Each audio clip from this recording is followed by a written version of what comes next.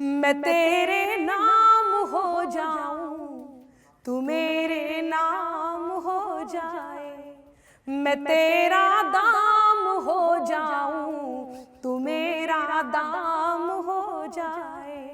न राधा सा न मीरा सा विरह मंजूर है मुझको।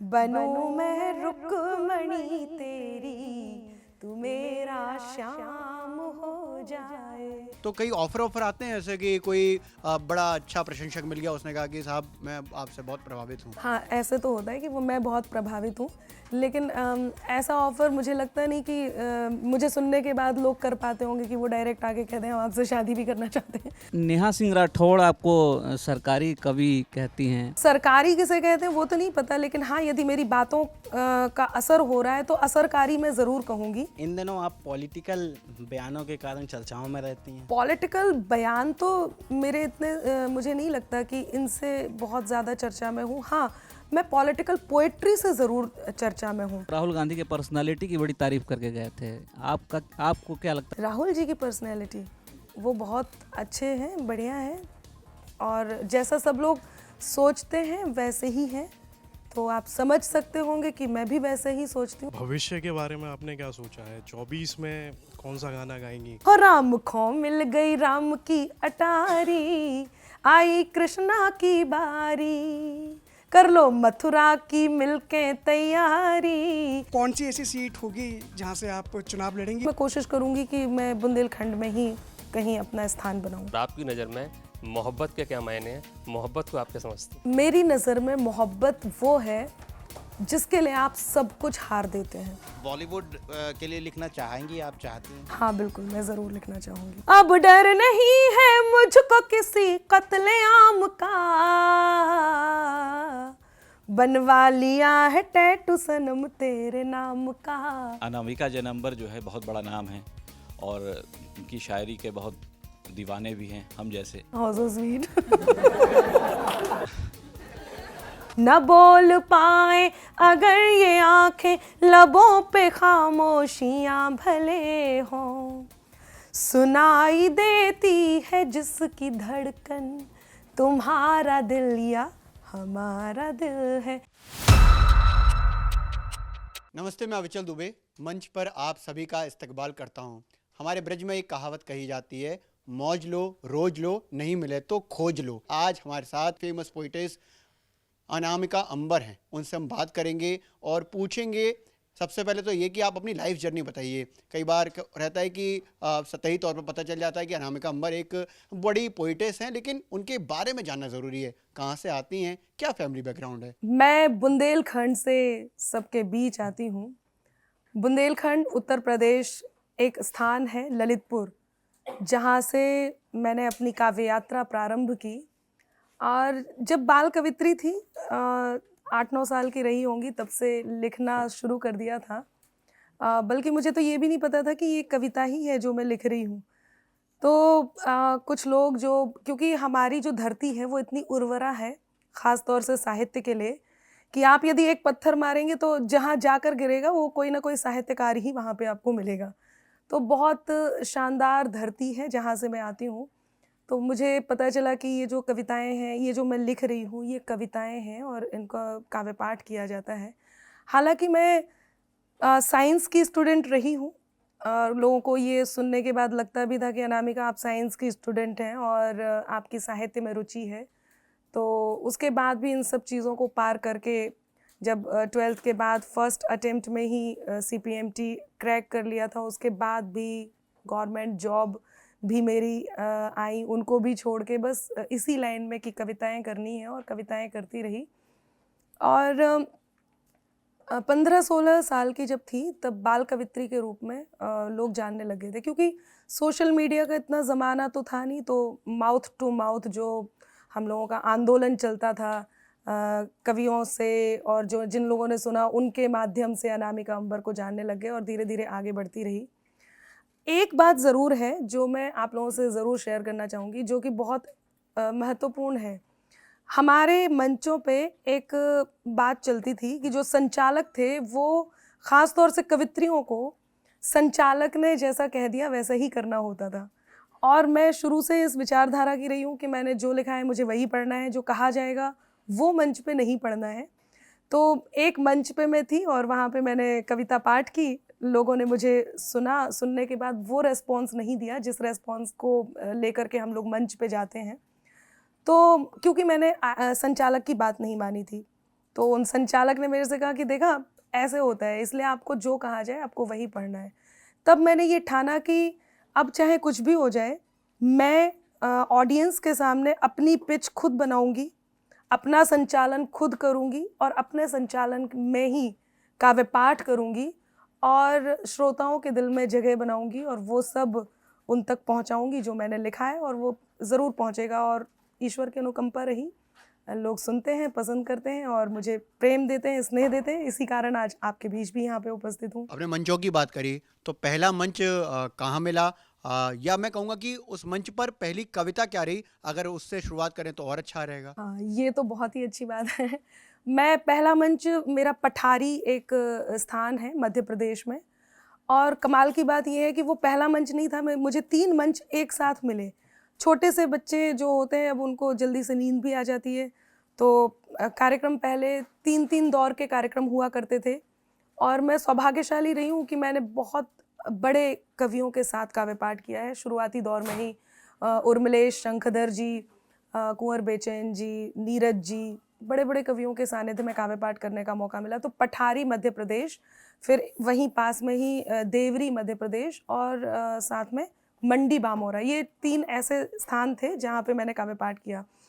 और पहली कविता जो मेरी है वो बहुत ही पैरोडी नुमा कविता थी। सबसे पहले तो मैंने जो लिखा था, जो बहुत ही मतलब सुनने के बाद लोग कहेंगे पता नहीं क्या लिखा, कि भावों में कलियां संजोकर आँखों में आंसू को लेकर। नवदुर्गा का समय चल रहा था और अभी भी वही है कि भावों की कलियां संजोकर आँखों में आंसू को लेकर, हे माँ दर पे तेरे आई हूँ इस जन्म में नर्तन को पाकर।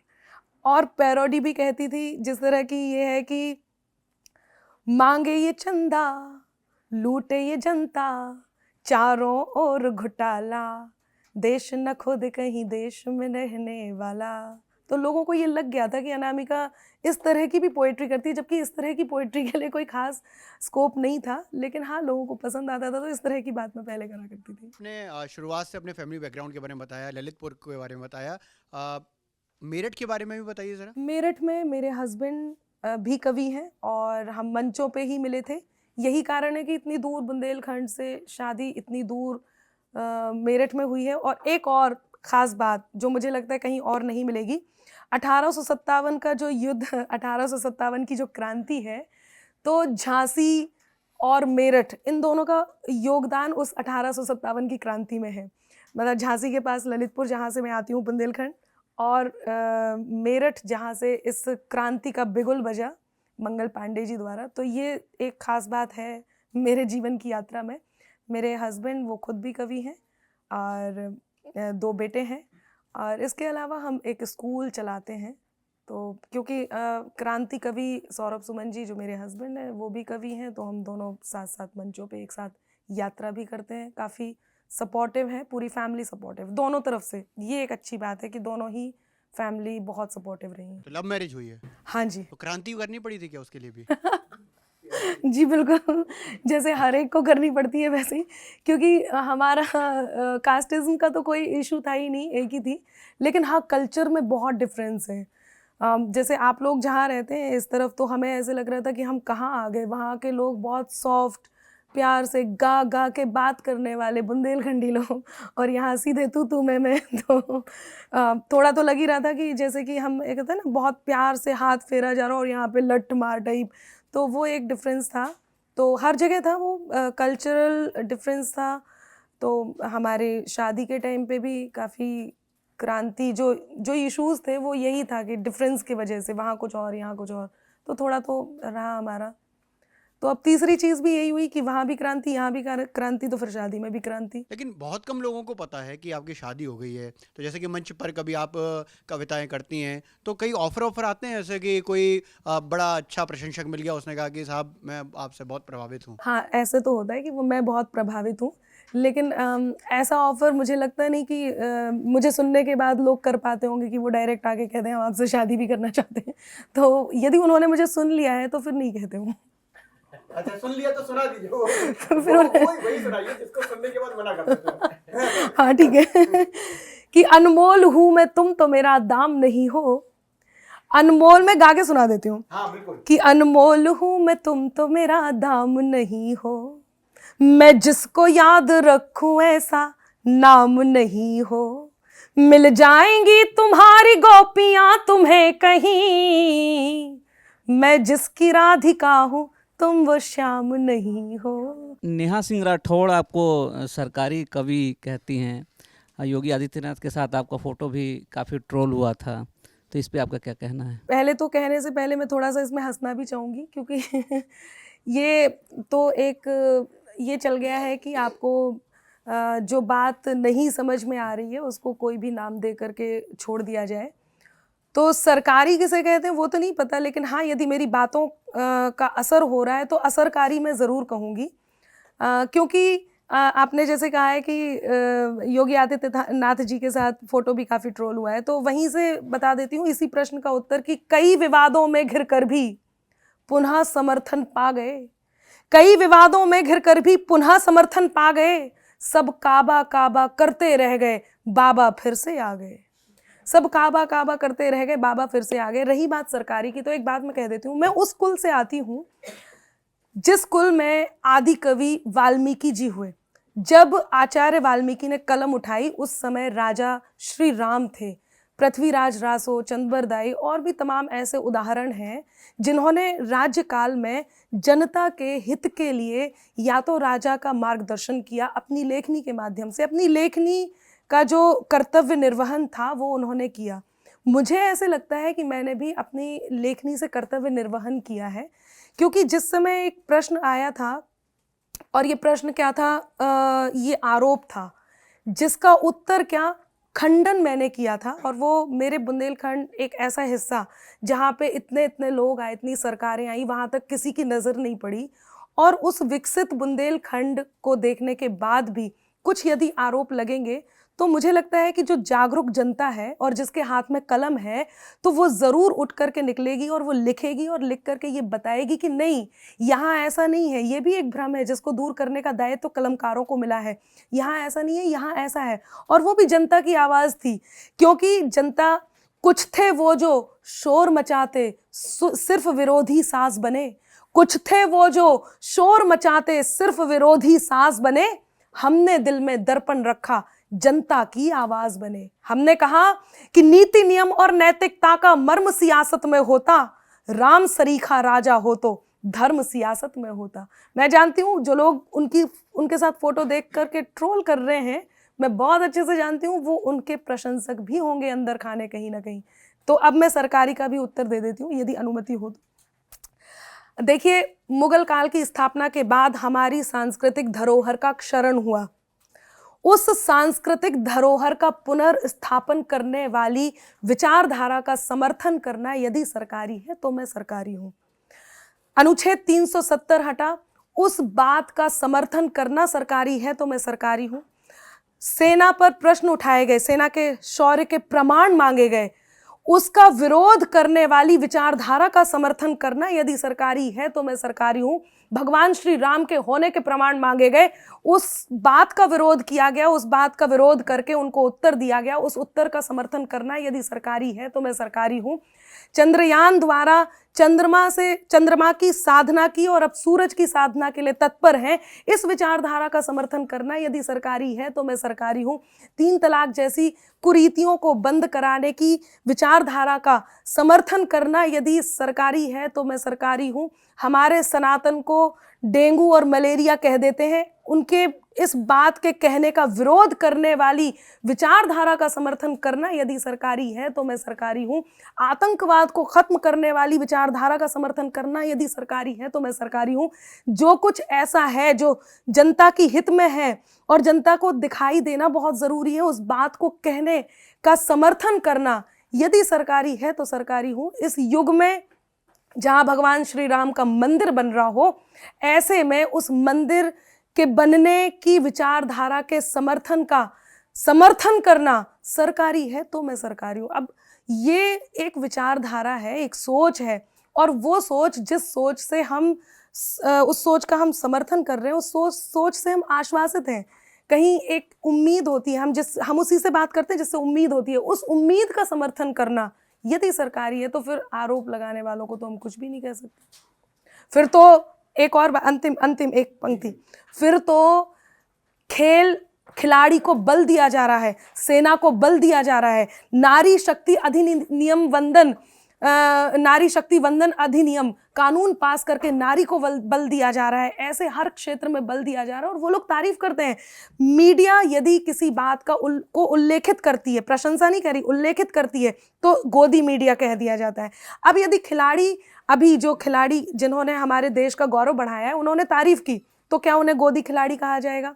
सेना ने तारीफ की, सेना को बल मिला, उन्होंने तारीफ की, तो क्या गोदी सेना कहा जाएगा? अब गोदी कवि कह रहे हो तो फिर आरोप का तो कुछ कहा ही नहीं जा सकता। हम तो यही कहेंगे कि हम जो कर रहे हैं वो ये है। अनामिका जी, अभी आपने ट्रोलिंग की बात की, बीते दिनों आपने एक सोशल मीडिया पोस्ट भी किया था जिसको लेकर आपको काफ़ी ट्रोल किया गया, और ये जानकारी भी सामने आई कि आपके परिवार को भी धमकियां मिल रही हैं, आपको भी धमकियां मिल रही हैं, और कई बार ऐसी कविताएं भी आप लोग पढ़ देते हैं जिससे कोई समाज विशेष या व्यक्ति विशेष हर्ट हो जाता है, उनकी भावनाएं आहत हो जाती हैं, और ऐसे में आपको बहुत डिस्ट्रेस से गुजरना पड़ता है, बहुत परेशानियाँ होती हैं। एक कवियत्री होकर इस तरह की परेशानियों से कैसे डील करती हैं जब आपके परिवार पर भी अटैक होते हैं, आप पर भी अटैक होते हैं? शायद आप उस पोस्ट की बात कर रहे हैं जो कहाँ राजा भोज। हाँ बिल्कुल। देखिए, जो हमने इतिहास पढ़ा है, पहली बात तो ये है कि ये इतना ज़्यादा कॉमन है कि बहुत ही नॉर्मल सी बात थी। मैंने वहाँ पर एक फ़ोटो क्लिक करवाई और उस फ़ोटो को मैंने डाल दिया। जैसे ही मैंने उस फ़ोटो को डाला, ट्विटर पर एक फैसिलिटी है, उसमें आप 48 मिनट या 45 मिनट्स में एडिट कर सकते हैं, रिमूव कर सकते हैं। तो मैंने उसी पोस्ट को इसी टाइम लिमिट में रिमूव भी कर दिया। तो मुझे लगा कि कोई बात नहीं, कुछ अब इसमें कुछ नहीं होगा। लेकिन कुछ लोगों ने उसका स्क्रीनशॉट ले लिया था और उन्होंने जब हमें ये बताया कि इस बात से हमारी एक विशेष समाज आहत हुई है, तो फिर मैंने उसका भी रास्ता निकाला। अगले दिन एक बहुत बड़ा सा ट्वीट किया और उसमें इस बात के लिए कि वैसे तो हमारा उद्देश्य ये नहीं था, लेकिन फिर भी यदि ऐसा कुछ हुआ है, हम भी इसी समाज के हिस्सा हैं, सब हमारे अपने हैं, फिर भी कुछ हुआ है तो मैं इस बात के लिए क्षमा चाहूँगी। लेकिन उसके बाद भी लोगों को ऐसे लगा कि नहीं, मुझे लगता है कि कोई विशेष कारण रहा होगा जिसके बाद भी लोगों ने इस क्षमा को नहीं माना, खेद को नहीं माना। तो ऐसे में हम यही कर सकते हैं कि हम अपनी पूरी बात उन तक पहुंचा सकते हैं। हालांकि मैं चाहती भी तो मैं इस बात का विरोध इस तरह से भी कर सकती थी, पर मैंने विरोध नहीं किया। हम लोग जनरली नहीं करते हैं क्योंकि किस का करेंगे। तो मैं चाहती तो मैं एक छोटा सा जो इतिहास हमने कहीं से पढ़ा है, हमें बताया गया है, वो यही था कि जो राजा भोज थे उनसे राजा तेलंग और राजा गांगेय, इन दोनों का युद्ध हुआ था। तो गांगेय और तेलंग उस युद्ध में पराजित हो गए थे।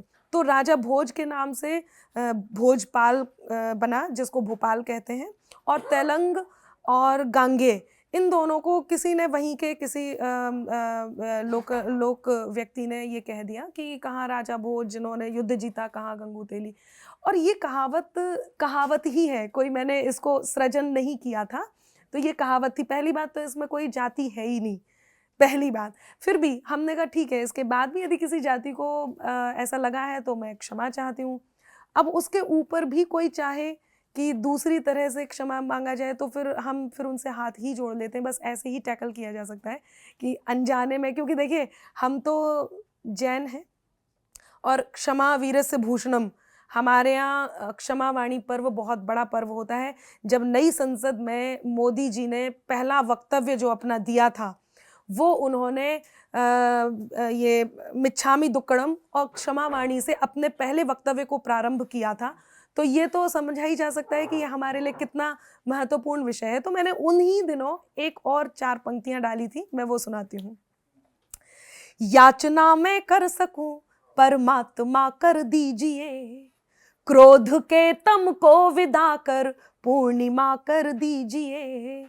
भूल होना है स्वाभाविक तो सभी कुछ भूल कर, आपसे है प्रार्थना मुझको क्षमा कर दीजिए। तो बड़ा तभी हुआ जाता है जब आप क्षमा मांग लेते हैं, और बड़ा तब भी हुआ जाता है जब आप कर देते हैं। इसके बाद भी कोई कह रहा है तो फिर आप जैसे आप हैं वैसे मैं हूँ। अनामिका जी, मैं भी बुंदेलखंड से ही आता हूँ। आपने बताया कि साइंस की स्टूडेंट रहीं आप, साहित्य में रुचि रही, लेकिन इन दिनों आप पॉलिटिकल बयानों के कारण चर्चाओं में रहती हैं। साहित्य से ज़्यादा आपकी पहचान पॉलिटिकल के कारण हो गई है ना। पॉलिटिकल बयान तो मेरे इतने मुझे नहीं लगता कि इनसे बहुत ज़्यादा चर्चा में हूँ। हाँ, मैं पॉलिटिकल पोएट्री से ज़रूर चर्चा में हूँ, और उसे आप साहित्य से अलग नहीं कर सकते। साहित्य में यदि आप कविता में अपनी कोई बात रखते हैं, चाहे वो राजनीति से संदर्भित हो, चाहे वो समसामयिक हो, चाहे वो श्रृंगार से संदर्भित हो, चाहे व्यंग हो। आप व्यंग भी इतने उठा के देखेंगे, ज़्यादातर व्यंग जो होते हैं वो नेताओं पे कटाक्ष होते हैं, उनकी कार्यकारिणी पे कटाक्ष होते हैं, या उन लोगों पे कटाक्ष होते हैं जो हमारे समाज में रहते हैं और वो कुछ ऐसा कर रहे हैं जिससे समाज को हानि है। तो वो सब व्यंग में आ जाता है, वो सब पोएट्री में आ जाता है। हाँ, तो मैं पोएट्री में ही अपनी बात कहती हूँ, और अब पोएट्री का असर इस हद तक हुआ है कि लोगों को लगता है कि राजनीति में भी साहित्य का योगदान है, और मैं इस बात से अभिभूत भी हूँ। और मुझे ऐसे लगता है कि मेरी कविताएं साहित्यिक हो सकती हैं। जैसे कि अब बदलते हुए भारत के लिए एक प्रमाण मैं आपको देती हूँ। खुद की खातिर जीते थे, अब देश पे मरना सीख गए। ये बात है, आपको लगेगा अनामिका बातचीत कर रही है, लेकिन आप इसे साहित्य की दृष्टि से सुनिएगा कि खुद की खातिर जीते थे, अब देश पे मरना सीख गए। मझधारों में कफन बांधकर लोग उतरना सीख गए। कल तक जुगनू तक भी हमको धमका देते थे, पर अब हम सूरज से आंख मिलाकर बातें करना सीख गए। हम सूरज से आंख मिलाकर बातें करना सीख गए। अब लोगों में क्यूरियोसिटी आती है, अच्छा तो ये अंतर कैसे?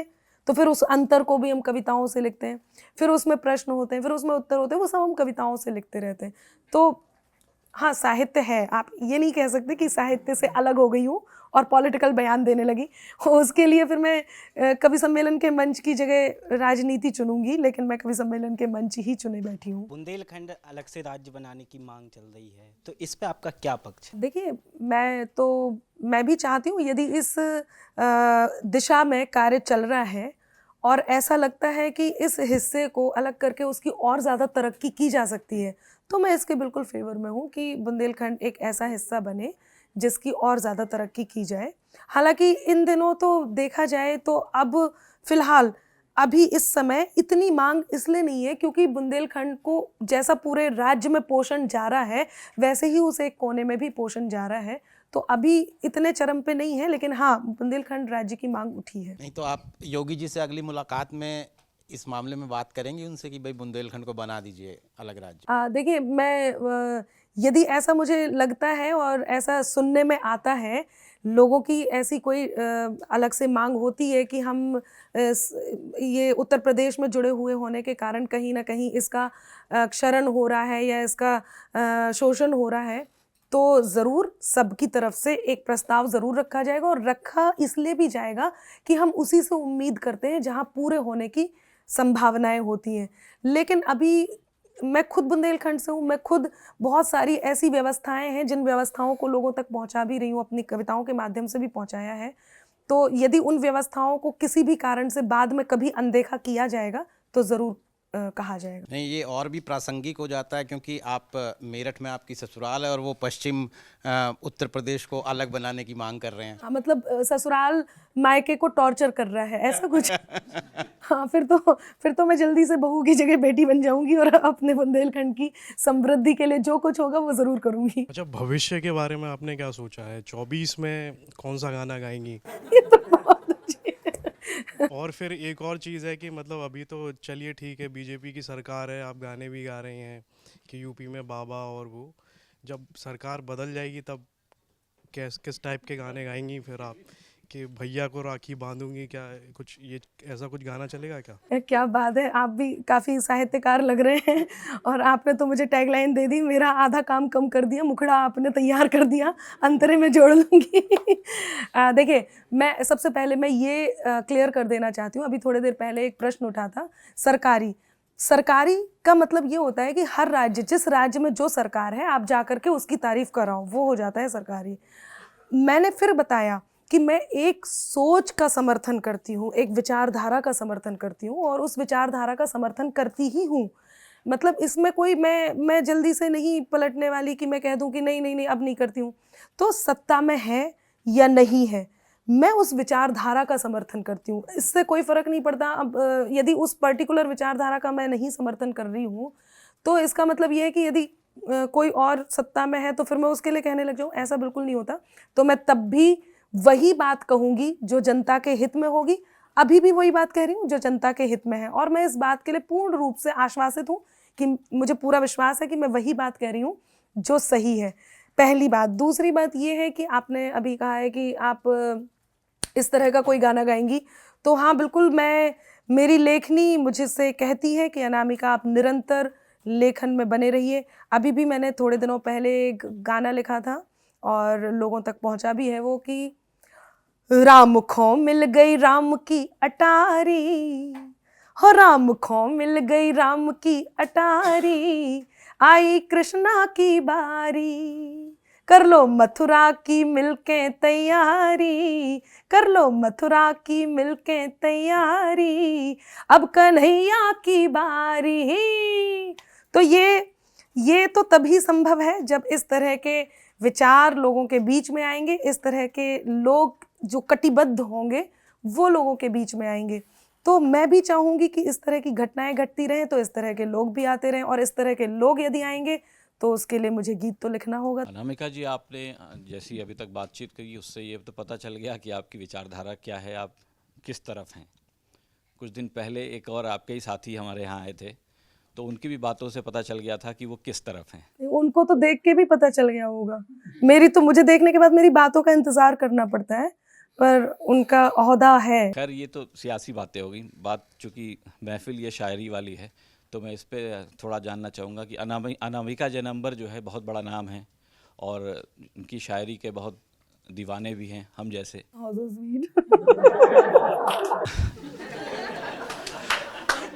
मैं ये जानना चाहता हूँ अनामिका जी किस शायर की दीवानी हैं और कौन सा ऐसा शायर या शायरा है जो अनामिका पे अपनी छाप छोड़ता है, उसकी दो लाइनें आप हमें सुनाएं। देखिए, सबसे पहले तो आपने प्रश्न अब जिस अंदाज में पूछा है, आपने छाप छोड़ दी है, तो मैं यही कहूँगी कि धरती की पोर पोर, ये आपके लिए है, धरती की पोर पोर चूम रही चांदनी तो इतराया चांद अपने यौवन पे आ गया, आपने पसंद किया मेरे अल्फाज को तो आपका ये अंदाज मुझको भी भा गया। तो बहुत बहुत धन्यवाद सबसे पहले तो। और मुझे जो 4 लाइंस जो मेरी हैं, जो मुझे बेहद पसंद हैं, वो मैं सुनाती हूँ और इसके बाद मैं आपके प्रश्न का उत्तर देती हूँ। वो ये है कि अगर तुम भी नहीं हमसे तो फिर हम भी नहीं तुमसे, कोई खुशियाँ नहीं तुमसे, कोई गम भी नहीं तुमसे। कई बार लोग इतना गुस्से में आ जाते हैं, ज़बरदस्ती जो पूछ रहा है उस पर भी गुस्सा करने लग जाते हैं। उन लोगों को ये पता ही नहीं कि शोर का स्वर सब बन सकते हैं, सरगम होना मुश्किल है, फूल की झुलसी पंखुड़ियों पर शबनम होना मुश्किल है, और गुस्से में यूं उबल रही इस दुनिया को ये समझाओ, खंजर होना बहुत सरल है, मरहम होना मुश्किल है। तो इसमें क्या बुराई है यदि आप लोगों को दोस्त बनाते हुए चलें। फिर मैं वो पंक्तियां पूरी करती हूँ कि अपनाकर अपनेपन को अपनापन अक्सर देते हैं, खुद को मरहम कर लेते हैं और जख्म सभी भर देते हैं, हिम्मत के धागे टूटें तो उसके पास चले जाना, दोस्त हौसलों के दर्जी हैं मुफ्त रफू कर देते हैं। दोस्त हौसलों के दर्जी हैं, मुफ्त रफू कर देते हैं। तब जो लोग उंगली उठाते हैं या जो लोग कम आंकते हैं अनामिका अंबर को, ये 4 पंक्तियां जो पसंदीदा हैं वो सुनाती हूँ। और मुझे इसी तरह के शायर, शायरी और कवि, कवित्री पसंद हैं जो मैं कहने जा रही हूँ। अगर तुम भी नहीं हमसे तो फिर हम भी नहीं तुमसे, कोई खुशियाँ नहीं तुमसे, कोई गम भी नहीं तुमसे।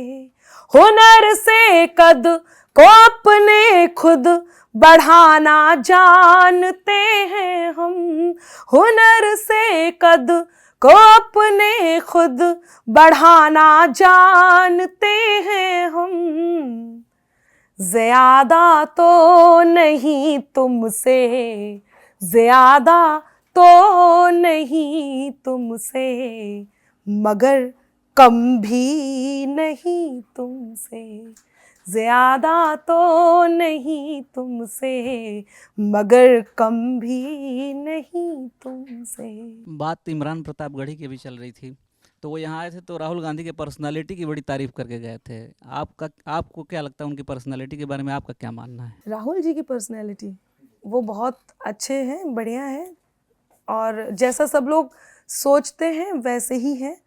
तो आप समझ सकते होंगे कि मैं भी वैसे ही सोचती हूँ और वो वैसे ही हैं। सही कहा आपने, मुझे लगता भी है कि ये बोलना भी चाहिए। देखिए एक बात होती है, वो कुछ लोग होते हैं जिन्हें वही करना चाहिए जिस काम के लिए वो बने हैं। अब यदि हम ये सोचें कि हम उस विश्वास को भी लेकर के आएँ, आप देखने में बहुत अच्छे हैं, मुझे लगता है कि वो जितने भी उनके प्रयास हैं वो बहुत बढ़िया प्रयास कर रहे हैं, सारी बातें हैं, लेकिन कई बार इंसान को धरातल पर आकर के उन सब बातों को सोचना चाहिए, और जिसे देख कर के एक उम्मीद जागती है, जिसे देख कर के एक विश्वास जो दिखाई नहीं देता, जो सुनाई नहीं देता, जो सिर्फ होता है।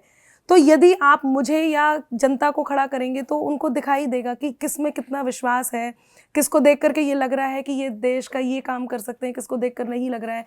तो मुझे ऐसे लगता है कि मुझे जो बात देख करके मोदी जी में देख करके लगती है, जो विश्वास उन्हें देख करके आता है, जो उम्मीद उन्हें देख करके आती है, वो उन्हें राहुल जी को देख करके नहीं आती है। यही स्पष्ट बात है। विचारधारा भी आपकी जग जाहिर है, और इस बीच 24 का चुनाव भी नज़दीक है। तो आपने बोला कि बुंदेलखंड की आप सेवा करना चाहती हैं, यूपी वाले बुंदेलखंड में, तो फिर कौन सी ऐसी सीट होगी जहां से आप चुनाव लड़ेंगी, और लड़ेंगी तो फिर किस पार्टी से? देखिए सबसे पहले तो मैंने बुंदेलखंड की सेवा नहीं, मैं तो कहती हूँ मैं पूरे देश की सेवा करना चाहती हूँ, और मेरे लेखन के माध्यम से वो मैं अपने तरीके से कर भी रही हूँ। और किस सीट से लड़ूंगी तो अभी मैंने ऐसा कुछ सोचा नहीं है, क्योंकि राजनीति में ऐसे ही चले जाना मेरा ना तो उद्देश्य है और ना ही मैंने ऐसा कुछ सोचा है। क्योंकि 2019 में मुझे इसके एमपी के चुनावों में, मतलब सांसद के चुनावों के समय, लोकसभा चुनाव में मुझे एक सीट ऑफ़र भी की गई थी, और प्रसपा से, जिसको मैंने वापस किया था, क्योंकि मुझे लग रहा था, मैं जानती हूँ कि मैं इस चीज़ के लिए कंफर्टेबल नहीं थी। मुझे लगा कि मुझे अभी राजनीति में कोई इस तरह की बात नहीं करनी है, क्योंकि मैं अपने लेखन से वो कार्य कर रही हूँ जिस कार्य को करके मैं संतुष्ट हूँ। मुझे लग रहा है कि मैं वो सेवा कर पा रही हूँ जो मैं कर रही हूँ। तो ऐसा तो बिल्कुल भी नहीं है कि मैंने कभी ये सोचा है कि मुझे राजनीति में वैसे जाना है। हाँ, यदि ये एक ही रास्ता ऐसा बचा कि कोई और रास्ता ही नहीं है, कोई और विकल्प ही नहीं है और करना ही पड़ा, तो जाहिर सी बात है मैं कोशिश करूँगी कि मैं बुंदेलखंड में ही कहीं अपना स्थान बनाऊं। यूपी में काबा बाबा, इससे हम जो है जानते हैं आपको, तो हमारी जो एक कह सकते हैं फरमाइश है यहाँ पे, क्या कि बुंदेलखंड से हम भी कनेक्ट कर रहे थे, माता जी भी वहीं से, तो हम चाहेंगे कि आप जो है वही यूपी में काबा जो हमने आपको वीडियो में सुनो, तो सेम टू सेम वही अंदाज में अगर आप सुना दे तो मज़ा आ जाए। हाँ, तो हम बता दें कि हमने यूपी में काबा गाओ ही नहीं है, तो हम तो वॉइस सुने थे आपको, हमने यूपी में बाबा गाओ है, तो हाँ काबा बाबा लाइक, हाँ वो तो अकेलो एक ऐसो उड़त उड़त एक प्रश्न आओ तो जी, प्रश्न को हमें उत्तर देने ही हतो, और देने ही से हतो कि सब औरन के उत्तर समझ में नहीं आ रहे थे। लोगों ने लग रहा तो कि जो तो ऐसे ही चल रहा है मामला, लेकिन हमने दिल से वो उत्तर भी लिखो, और हमने दिल से वो उत्तर को गाओ भी, और हमने जब दिल से वो उत्तर लिख के गाओ सो वो ऐसो दिल तक पहुँचो कि दोबारा हमारी बेई बात हो गई जी के लाने हमने वो गाना गाओ। तो हम गीत सुनाए दे रहे, अब आपकी फरमाइश है तो हम सुनाए दे रहे, वो गीत सुनो के। लेकिन एक बात उसको सुनाने से पहले ज़रूर कहूँगी कि किसी भी बात पर होती शिकायत हो तो हो जाए, किसी भी बात पर होती शिकायत हो तो हो जाए, जो ठाना है करेंगे हम हिमाकत हो तो हो जाए। नहीं गद्दार न गद्दारी, नहीं गद्दार अब मंजूर है हमको, सलामत देश हो मेरा बगावत हो तो हो जाए, सलामत देश हो मेरा बगावत हो तो हो जाए। मैं ऐसे ही नहीं कहती इस बात को, क्योंकि मेरा कोई ऐसा मन नहीं था कि मैं बिना किसी बात के प्रशंसा करने लग जाऊं। क्यों किया? अना दाव पर है दोनों की, शय को मात चलो कर लें। ये सोचा मैंने, अना दाव पर है दोनों की, शय को मात चलो कर लें, जिसमें एक बराबर हो हम वो हालात चलो कर लें। और तुम शब्दों के खंजर लेकर अगर वार पर उतरे तो आज तुम्हारी भाषा में ही खुलकर बात चलो कर लें, आज तुम्हारी भाषा में ही खुलकर बात। तब उसी भाषा में खुलकर बात करने का प्रयास किया और मैंने अपनी भाषा में किया, जो कि बुंदेलखंडी है। सुनिएगा, जितना मुझे याद है उतना सुना देती हूँ कि जौनजे काबा काबा लगे चिल्लाबे, जौनजे काबा काबा लगे चिल्लाबे, उन्हें इते हम आए बताबे, इते नैया कछु दिखाबा, इते नैया कछु दिखाबा, कह के यूपी में बाबा है, यूपी में बाबा, यूपी में बाबा है, यूपी में बाबा। गोरखपुर को जो सन्यासी, गोरखपुर को जो सन्यासी मन में लेके मथुरा काशी, जब से लखनऊ में जा बैठे यूपी भर की मिट्टी उदासी। और राजमहल को मंदिर कर दो, राजमहल को मंदिर कर दो, जब जनता को मिलो बुलावा, कह के यूपी में बाबा है, यूपी में बाबा, यूपी में बाबा है, यूपी में बाबा। तुष्टिकरण को नाव मिटा दो, तुष्टिकरण को नाव मिटा दो, अपराधन को गांव बिठा दो, फैजाबाद अयोध्या कर दे, रामलला को धाम बना दो।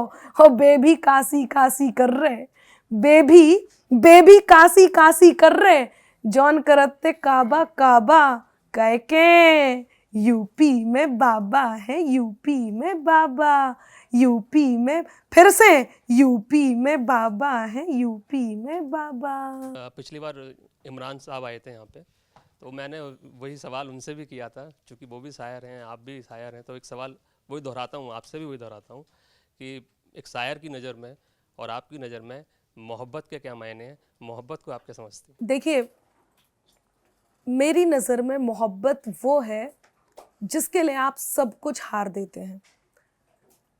चाहे आप देश से मोहब्बत कर रहे हैं, चाहे आप प्रेयसी से मोहब्बत कर रहे हैं, प्रियवर से मोहब्बत कर रहे हैं, माँ से, बाप से, बहन से, भाई से, ईश्वर से, गुरु से, आपके दोस्त से, मोहब्बत मोहब्बत होती है, उसमें रिश्ता कुछ भी हो और वो मोहब्बत होता है।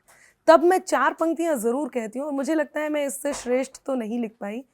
आप लोग भी मेरे साथ और जो लोग मुझे घर बैठ के भी सुन रहे हैं उनसे ज़रूर कहूँगी कि एक बार अपनी मोहब्बत को आँखों में रखिए। मैं कहती हूँ उद्देश्य भी हो सकता है, कुछ भी रखिए और देखिए क्या वाकई आप यही फील करते हैं यदि सच्ची मोहब्बत है तो, कि जो तुम जाते हो तो सुख के सभी आधार जाते हैं, फकत तुम तक हमारी जिंदगी के द्वार जाते हैं। जरूरत ही नहीं उस जीत की जिसमें नहीं हो तुम। मैं फिर कहूँगी, वो कोई भी हो सकता है, आपका काम भी हो सकता है। तब जो तुम जाते हो तो सुख के सभी आधार जाते हैं, फकत तुम तक हमारी जिंदगी के द्वार जाते हैं। जरूरत ही नहीं उस जीत की जिसमें नहीं हो तुम, जरूरत ही नहीं उस जीत की जिसमें नहीं हो तुम। तुम्हारे साथ की खातिर चलो हम हार जाते हैं, तुम्हारे साथ की खातिर चलो हम हार जाते हैं। तो मेरे लिए मोहब्बत वही है जिसमें आप सब कुछ हार कर भी जीत जाएं। मध्य प्रदेश में वोटिंग होने जा रही है 17 नवंबर को, तो अगर यूपी में बाबा हैं तो एमपी में कब? एमपी में मामा मैजिक करत हैं अच्छा, कि भोली जनता के कनवा भरत हैं, भोली जनता के कनवा भरत हैं, काए काबा करत हैं, जबकि जनता के मुख से झरत है, मोदी मैजिक करत हैं, मामा मैजिक करत हैं। सब्सक्राइबर सवाल हमारा एक सेगमेंट होता है, उसमें तमाम सवाल पूछे गए हैं, वो सवाल लूंगा, लेकिन उससे पहले एक सवाल या एक आधा सवाल ले लेता हूँ। नहीं, मैं जानना चाह रहा हूँ कि क्या बीजेपी से कोई एसोसिएशन उनका है, सौरभ जी का? हाँ, सौरभ जी का है। क्या है, बता दीजिए। एसोसिएशन इन द सेंस वो उसके मतलब कार्यकर्ता हैं, उन्होंने बीजेपी ज्वाइन कर रखी बस, और अलग से तो ऐसा कुछ नहीं है। जो लोग किसी पार्टी में होते पार्टी का काम करते रहते हैं। आजकल साहित्य में खासकर मंचों पर ये ज़्यादातर हो गया है कि एक लाइन पढ़ता है कभी, उसके बाद फिर वो एक जोक सुनाता है लंबा चौड़ा सा, फिर वो दूसरी, अरे मैं आ रहा हूँ, फिर वो दूसरी तरफ चला जाता है कि स्टैंड अप कॉमेडियन की तरह। तो एक कविता, एक मुक्तक सुनाने में आधा घंटा लग जाता है, और जो एक तरीके से अगर हम कवि को सुनने जा रहे हैं, मुशायरे में जा रहे हैं, तो उनके साथ धोखा सा लगता है, बड़ा अजीब लगता है। मैं आपको आदरणीय अविचल जी एक बात कहूँगी कि ये आप उनसे पूछें जो लोग ऐसा करते हैं, एक मुक्तक को लगभग आधे घंटे में सुनाते हैं। अभी तक मैंने 8-10 मुक्तक सुनाए और उसी टाइम पीरियड में सुनाए जिस टाइम पीरियड में मैं सुनाती हूँ मंच पे भी। नहीं, मैं आपकी नहीं कह रहा हूँ, मैं ये टेक पूछ रहा हूँ। तो मैं वही कह रही हूँ, वो बहुत अच्छे से उत्तर दे पाएंगे। हाँ, मैं आसपास का उत्तर एक दे सकती हूँ। मैं अब हम लोग भी ऐसा थोड़ा बहुत करते हैं, आधा घंटा तो खैर कोई भी नहीं लगाता। हाँ, लेकिन ये है कि जैसे आपका मन कर रहा है, आपने एक लाइन सुनी तो आप एकदम उतावले हो जाते कि दूसरी भी लाइन आ जाए, फिर तीसरी भी आ जाए, चौथी भी आ जाए। तो ये तो सीरियल में भी होता है। ये जब किसी मूवी का मध्यांतर होता है तो ऐसे पीक पॉइंट पे होता है कि लोग दूसरा ज़रूर देखें, या कोई ट्रेलर जब आ रहा होता है तो ऐसी चीज़ों को लाके, अभी आप भी हमारे जब इस एपिसोड को पूरा करेंगे तो रिकैप में एक ऐसी चीज़ें डालेंगे जिसको लोग सुनने के लिए उतावले हो जाएंगे। ठीक है, कि जल्दी से इसे देखें, इसमें ऐसा क्या क्या है, और फटाफट जाकर के पूरा वीडियो देखें, क्योंकि जब आपने जो उसका निचोड़ निकाला है वो बेस्ट है। तो कई बार ऐसा होता है कि कवि जोक तो मुझे नहीं लगता कि करते होंगे या करना चाहिए, लेकिन हाँ लाइंस में थोड़ा सा पॉज लेते हैं ताकि हम उस भूमिका को आप तक पहुंचा सकें। जैसे कि 3 लाइन सुनाने के बाद चौथी जो क्लाइमैक्स लाइन आने वाली है उससे पहले हम ये बता सकें कि, या बीच में कोई कहीं किसी का एकदम फ़ोन आ गया, मैसेज देखने लग गया, तो वो फिर से जुड़ सके, और यदि उसकी कोई एक पंक्ति स्लिप हो गई तो फिर से वो 3 लाइन के साथ इस चौथी को भी सुन ले। तो इन सब चीज़ों को लेकर के तो हम ज़रूर करते हैं, पर जो ये आधे घंटे वाला है, जोक वाला है, तो मुझे लगता है उनको थोड़ा समझना चाहिए। पंक्तियों के साथ, मतलब लाइंस के समय लाइंस ही सुनाए, जोक्स के लिए एक अलग से टाइम लें।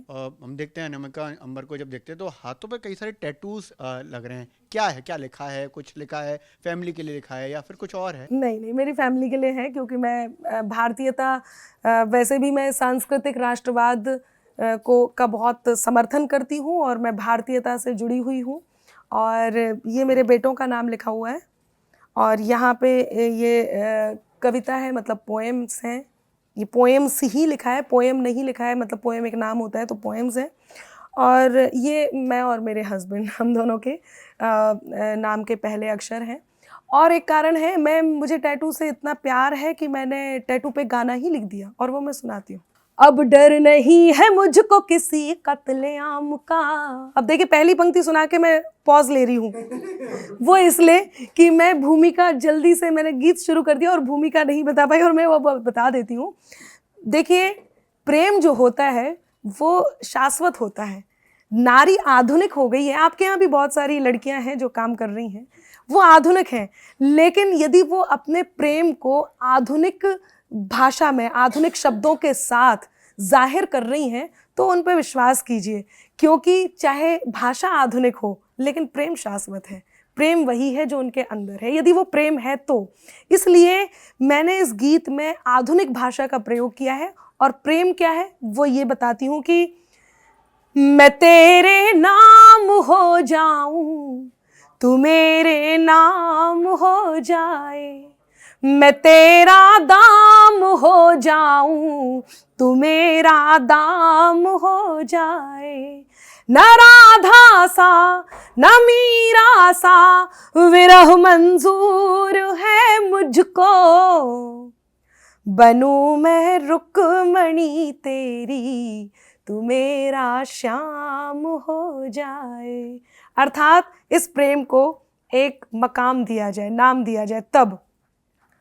अब डर नहीं है मुझको किसी कत्लेआम का, अब डर नहीं है मुझको किसी कत्लेआम का, बनवा लिया है टैटू सनम तेरे नाम का, बनवा लिया है टैटू सनम तेरे नाम का। मत समझो के बस आज कल ही डेट करूंगी, जन्मों के साथ ही हर जन्म में वेट करूंगी। ये दिल की लैंग्वेज है जिसे देखना है वो इंस्टा पे देख लेना, मैं अपडेट करूंगी। पैगाम मिल गया है नजर के सलाम का, बनवा लिया है टैटू सनम तेरे नाम का। तो मैंने हर विषय पे कविता लिखी है, टैटू पसंद है। बॉलीवुड से कभी कोई आपको ऑफर नहीं आया? जी, इसी गीत पे मेरे पास आया है, और वो एक बात की वजह से अभी ये भी नहीं कह सकती कि प्रोसेसिंग में नहीं है, और ये भी नहीं कह सकती कि है, क्योंकि इसे मैंने पहले ही एल्बम बना करके उस पर डाल दिया है।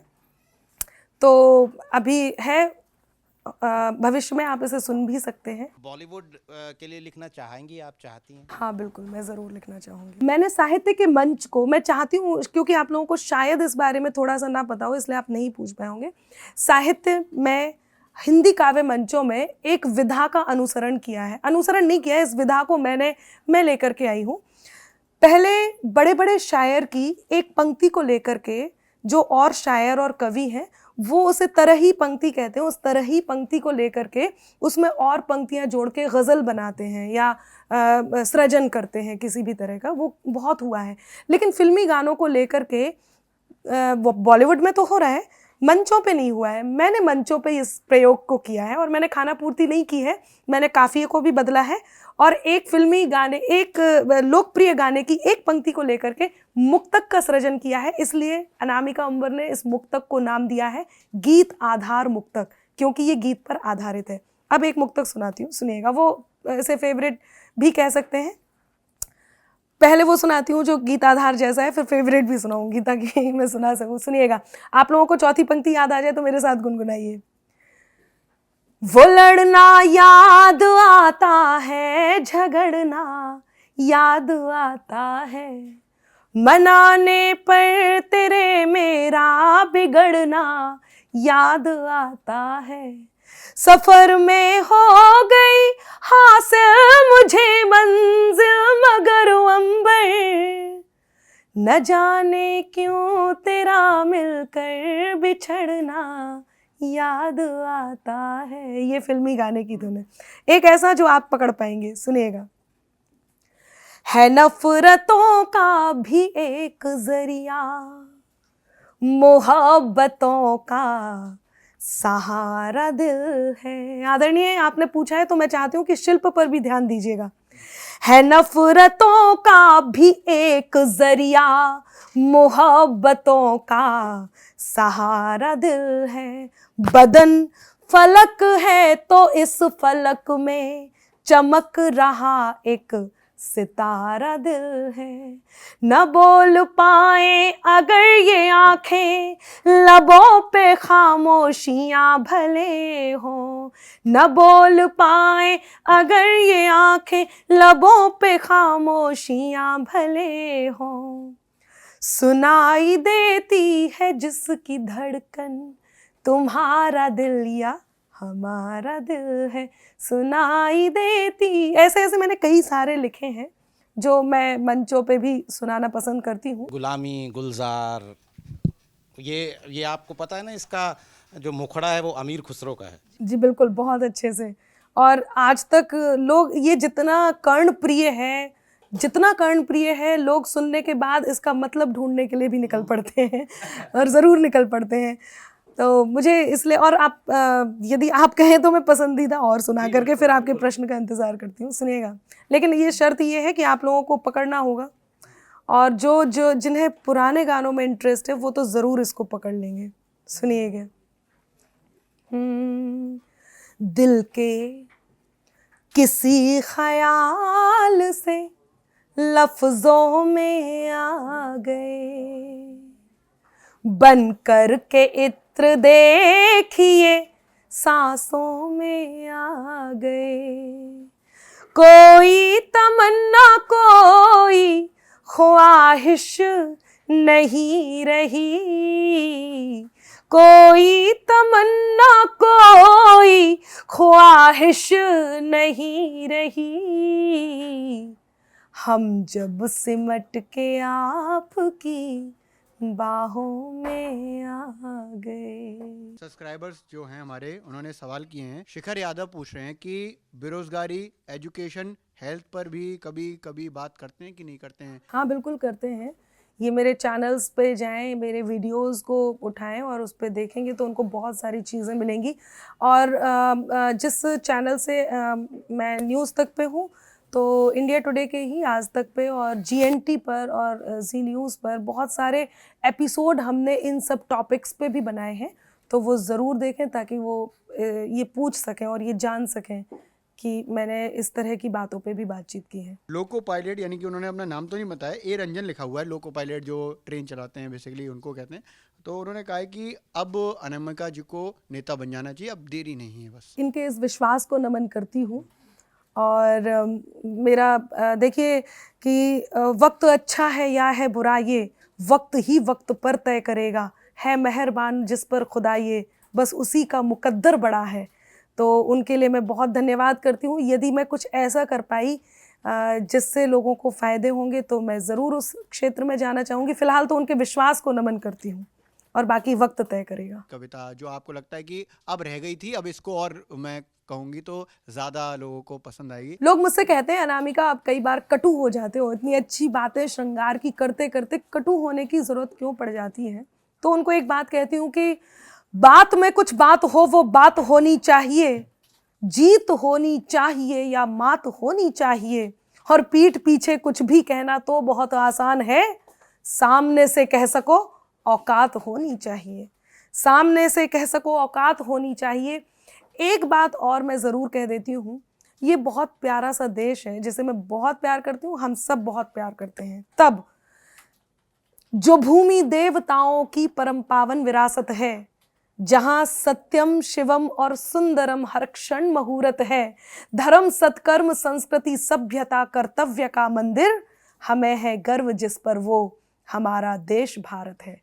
और इस देश भारत पर जिन्हें गर्व नहीं है या जिन्हें ऐसे लगता है कि उनकी आए दिन कुछ ना कुछ बोलते रहने से इस देश को नुकसान हो सकता है, उनसे एक बात कहती हूँ, जहर वाणी का त्यागें वो हर एक विद्वेष को छोड़ें।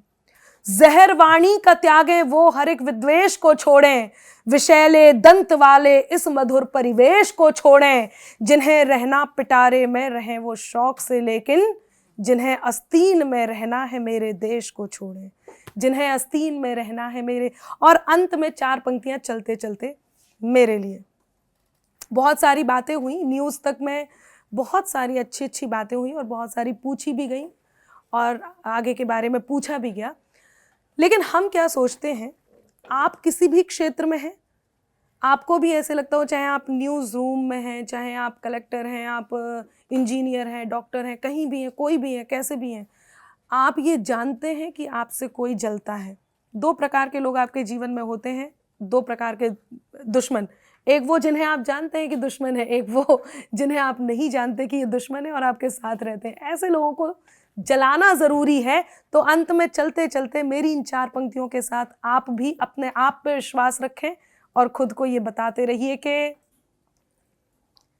लिखें कुछ भी वो मेरे नाम की तहरीर बनती है, कि उनकी बद्दुआओं से मेरी तकदीर बनती है। यहाँ पर कुछ बशर जलते हैं मेरे नाम से ऐसे यहाँ पर कुछ बशर जलते हैं मेरे काम से ऐसे, धुआं दिल से जो उठे तो, धुआं दिल से जो उठे तो मेरी तस्वीर बनती है, धुआं दिल से जो उठे तो मेरी तस्वीर बनती है। देश हित में जो बन पड़े करते रहिए। बहुत बहुत धन्यवाद। अनामिका जी को लेकर कहा जाता है कि वो श्रृंगार की कवि हैं, लेकिन ओज में आ जाती हैं, तो सौरभ भाई का काफ़ी योगदान लगता है कि सौरभ भाई जो है सिखाते खूब रहते हैं, क्योंकि वो ओज के कवि हैं। देखिए, जितने पति मुझे सुन रहे होंगे वो ये अच्छे से जानते हैं कि पत्नी जिस विधा की हो उसमें श्रृंगार रहे तो ही ठीक है, और वो ओज में आ जाती है तो वो परेशान हो सकते हैं। तो उनका असर तो मेरे पे नहीं है, हाँ, लेकिन मेरी इस बात से वो परेशान ज़रूर रहते हैं क्योंकि तलवार एक ही तरफ से चलती रहे तो ठीक है, जब दोनों के हाथों में आ जाए तो दिक्कत होती है। हालांकि ऐसा नहीं है, मैं श्रृंगार के स्थान पे श्रृंगार करती हूँ और ओज की जहाँ ज़रूरत होती है बस वहीं पे ओज हो जाती हूँ। आखिर में आप अपना एक्सपीरियंस बता दीजिए कि इस मंच पर आपका कैसा एक्सपीरियंस रहा। देखिए, मैं इस बात में विश्वास रखती हूँ कि आप हर समय कुछ नया करते रहिए, और आप नया कर रहे हैं और ये नया ही है। और एक और बात है, एक तो सबसे अच्छी बात ये है कि कोई भी चीज़ आपने पूर्व निर्धारित नहीं की हुई है। जहाँ से भी, जिस भी स्तर से, जिस को भी जो भी पूछने का मन है, ऐसा कुछ भी नहीं है कि अनामिका अंबर आई है तो इनके लेवल पे यही बात पूछी जा सकती है। आपको जो समझ में आया आपने वो पूछा है, तो ये चीज़ एक बहुत अच्छी हुई है, जो मेरा एक्सपीरियंस बहुत अच्छा रहा। क्योंकि कुछ प्रश्न तो ऐसे भी थे जिनके बारे में मैं सोच नहीं सकती थी कि कोई आप इस तरह की भी बात लेकर के आएंगे, तो ये मुझे बहुत अच्छा लगा है। मैं बहुत बहुत शुभकामनाएं न्यूज़ तक को देना चाहूँगी। आज के दौर में कोई भी ऐसा कार्य जो किसी के लिए भी केवल हित में हो सकता है, जैसे कि यदि कोई बात है और आपकी बात लोगों तक नहीं पहुंच रही है और आपको लगता है कि आपके पास ये एक माध्यम है, न्यूज़ तक पे आप किसी को सुन रहे हैं और आपको लगता है कि इससे हम कांटेक्ट करेंगे, जैसे कि आपने कुछ मैसेज पढ़े, उनको यदि उन्हें, वो तो अपना लिख रहे हैं, उनको नहीं पता कि उनके मैसेज को पढ़ा भी जाएगा, पर आपने उनके मैसेज को पढ़ के मुझ तक पहुँचाया भी, तो ऐसे में उम्मीद बनती है, उन्हें लगता है कि हाँ, ये चैनल है जो मेरी बात वहाँ तक लेके जा सकता है। तो ऐसी उम्मीद के लिए मैं बहुत शुभकामनाएं देती हूँ और इस उम्मीद को बनाए रखिएगा। बहुत बहुत धन्यवाद। बहुत बहुत धन्यवाद आपका।